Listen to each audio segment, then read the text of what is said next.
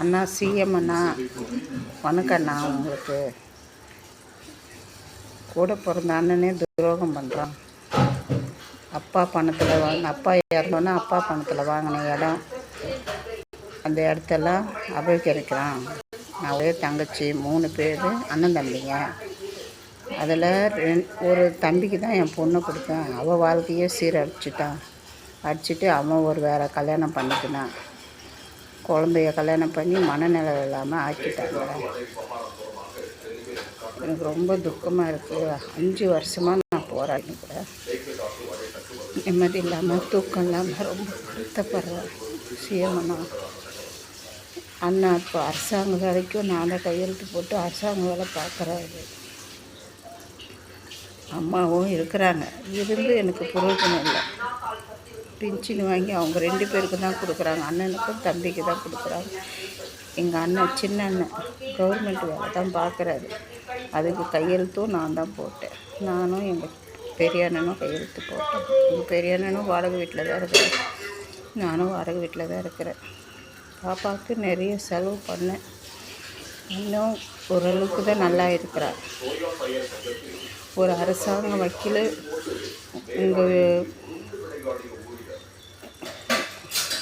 இங்கே இதில்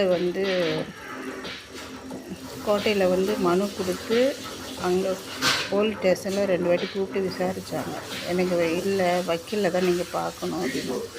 பின்ன இன்னொரு வாட்டி மனு கொடுத்து அப்புறம் அங்கே டீட்டெயிலாக சொன்னாங்க, நீங்கள் அரசாங்க வக்கீலை பார்த்து இது பண்ணுங்கன்னு.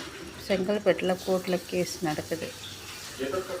கேஸ் என்னை கூப்பிடாமே ஒரு பக்கம் டைவர்ஸ் பண்ணி அவனுக்கு தீர்ப்பாகி இப்போ அவன் வேறு கல்யாணம் பண்ணிக்கிட்டான். பண்ணிவிட்டு என் பொண்ணுக்கு 1 ரூபா செலவு பண்ணல. உடம்பு சரியில்லாமல் அமுச்சிட்டாங்க. கல்யாணம் 2017 கல்யாணம் ஆச்சு. 2019 தான் நான் இட்டுட்டு வந்தேன், உடம்பு சரியில்லைன்னு. கல்யாணத்துக்கு முன்னே குழந்தை +2 முடிச்சிருக்கலாம். கல்யாணத்துக்கு முன்னே நல்லா இருந்த குழந்தை கல்யாணம் ஆகி அங்கே என்ன நடந்ததுன்னு இது வரைக்கும் எனக்கு தெரியல. ஆனால் மனநிலை சரியில்லாமல் இருக்கிறா குழந்தை. எதனால் ஏன் ஒன்றுமே புரியல. அவங்க என்ன குடும்பப்படுத்தினானுங்க புரியல. பாப்பாவுக்கு போட்ட நகை எதுவுமே திருப்பியும் கொடுக்கல. நானும் எதுவும் வாங்கலை. குழந்தைக்கு உடம்பு சரியில்லைன்னு தான் கூட்டிகிட்டு ட்ரீட்மெண்ட் எடுத்துன்னு வரல. ஆனால் ஒரு பக்கம் டைவர்ஸ் ஆகி கேஸு முடிஞ்சிடுச்சுன்னு சொல்கிறாங்க. ஆனால் என் மனசு ஒத்துக்கலை. ஆனால் அவங்க வேறு கல்யாணம் பண்ணிட்டாங்க. வக்கீலை கேட்டால் அப்படி தான் சொல்கிறாங்க. ஒரு பக்கம் டைவர்ஸ் ஆகிடுச்சு. இப்போ உங்கள் கோட்டையில் மனு கொடுத்து நான் இப்போது அரசாங்க வக்கீலை பார்த்துக்கிறேன். அவங்க அரசாங்க வக்கீல் எனக்கு நல்ல தீர்ப்பாக பண்ணணும். அதுக்கு நீங்கள் உத்தரவு போடணும்னா போலீஸில் கம்ப்ளைண்ட் பண்ணி எங்கள் சொத்து எனக்கு வாங்கி கொடுக்கணும். எங்கள் அப்பா பணத்தில் வாங்கின சொத்து தான். மொத்தம் 3 இடம் இருக்குது, அப்பா பணத்தில் வாங்கின சொத்து. ஆனால் எனக்கு எதுவுமே அதில் பங்கு இல்லைன்றாங்க. அவங்கவுங்க பேரில் அவங்கவுங்க எழுதி வாங்கி வச்சுக்கிறாங்க. அம்மா பேரில் தான் இவ்வளோ நாள் இருக்குதுன்னு நான் நினச்சேன். ஆனால் அம்மா பேரில் இல்லை, அவங்கவுங்க பேரில் அவங்கவுங்க எழுதி வச்சுக்கிறாங்க. தம்பி பேரில் 2 இடம், அண்ணன் பேரில் 1 இடம். அண்ணன் அரசாங்க வேலை பார்க்குறாரு. அன்றைக்கி எனக்கு எதுவுமே சொத்தில் பங்கு இல்லைன்றாங்க. எனக்கு கல்யாணம் பண்ணும்போது 1 சவரன் நகை சொந்தக்காரர் தாய் மாமா பிள்ளைய தான் எனக்கு கல்யாணம் பண்ணாங்க. 1 பவுன் நகை மட்டும்தான் போட்டாங்க. கொஞ்சம் ஜாமான் கொடுத்தாங்க. வேறு எதுவுமே எனக்கு பண்ணதில்லை. ஆனால் எனக்கு எதுவுமே பங்கு இல்லை அப்படின்னு சொல்கிறாங்க. கூட பிறந்த அண்ணனே அப்படி பண்ணுறான். நீங்கள் தான் ஒரு நல்ல முடிவு எடுத்து எனக்கு பண்ணணும்ண்ணா, சிஎம் அண்ணா. ரொம்ப நான் கஷ்டப்படுறேன். ஒரு நாள் நான் ஒரு வாட்டி தற்கொலைக்கெல்லாம் பண்ணிக்கலாம் நானும் என் பொண்ணும் அப்படின்னு நினச்சேன். எங்கள் வீட்டுக்காரர் இருக்கிறார், இருந்தும் எனக்கு ஒரு சப்போர்ட்டு கிடையாது, ஒன்றும் கிடையாது. அவர் ஒரு பயந்தாங்கோல் மாதிரி இருக்கிறாரு. பையனும் சின்ன பையன், நான் என்ன பண்ணுறது? பெரிய பொண்ணை மட்டும் கட்டி கொடுத்துட்டேன். இதுக்கு நீங்கள் தான் நல்ல நடவடிக்கை எடுத்து எனக்கு ஒரு நல்ல வழி காட்டணும்னா, போலீஸ் ஸ்டேஷன்லேயும் வக்கீலும் எனக்கு நல்ல வழி காட்டுற மாதிரி நீங்கள் ஒரு ஆக்ஷன் எடுத்து எனக்கு முடிவு பண்ணுங்கள். நீங்கள் நிறைய மந்திரிங்க இந்த அரசியல்வாதத்தில் நிறைய இது பண்ணுறீங்க. அவங்க ஆனால் வெளியே இருக்கிறவங்க அந்த மாதிரி இருக்கிறாங்க. சொந்தக்காரங்களே கூட பிறந்த அண்ணனே இப்படி இருக்கிறான், எனக்கு துரோகம் பண்ணுறான்.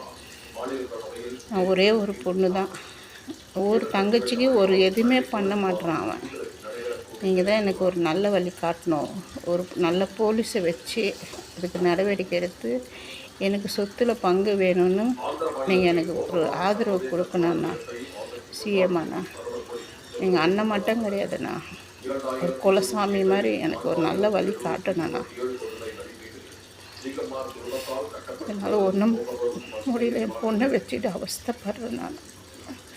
எனக்கு வீடு வந்தது குருச பகுதின்னு. இந்த கடன் 10 லட்சம் கிட்ட கடன். 5 லட்சத்துக்கு வீடை விற்றுட்டு 5 லட்சம் கடன் அடிச்சிட்டேன். என் பையன் இப்போ தான் வேலைக்கு போகிறான்.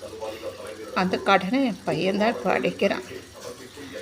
இப்போது வேலைக்கு போயிட்டு இருந்தோம் நானும் எங்கள் வீட்டுக்காரரும். என் பொண்ணு இந்த மாதிரி அதனால 2 பேருமே வேலைக்கு போகிறதில்ல. ஒரு சின்ன கடை எடுத்து நான் டைலராக இருக்கிறேன், அவரும் டைலராக இருக்கிறார். ஒரு நாளைக்கு 500 ரூபாய் வர்றதே ரொம்ப கஷ்டமாக இருக்குது. அதில் சாப்பாட்டுக்கும் வீட்டு செலவுக்கும் பண்ணுறதுக்கே ரொம்ப கஷ்டமாக இருக்குது. அந்த மாதிரி நிலைமையில் இருக்கிறேன். என் பொண்ணுக்கு எவ்வளோ செலவு பண்ணிவிட்டு வீடை விற்றுட்டேன் நான். நீங்கள் தான் எங்கள் அண்ணங்கிட்ட சொத்தில் எனக்கு பங்கு இருக்குன்னு எதனா ஒன்று வாங்கி கொடுக்கணும். என் தம்பிக்கிட்ட என் பொண்ணுக்கு ஜீவன் அம்சம் வாங்கி கொடுக்கணும். அவன் இப்போ வேறு கல்யாணம் பண்ணிவிட்டு சந்தோஷமாக இருக்கிறான். என் பொண்ணுக்கும் அவனை நஷ்டம் அவன் கொடுத்து ஆகணும். என் பொண்ணு வாழ்க்கையே போயிடுச்சு. என் பொண்ணு டாக்டர் படிக்கணும்னு ஆசைப்பட்டான். +2 டிப்ளமா தான் படிக்க முயற்சி பண்ணான்.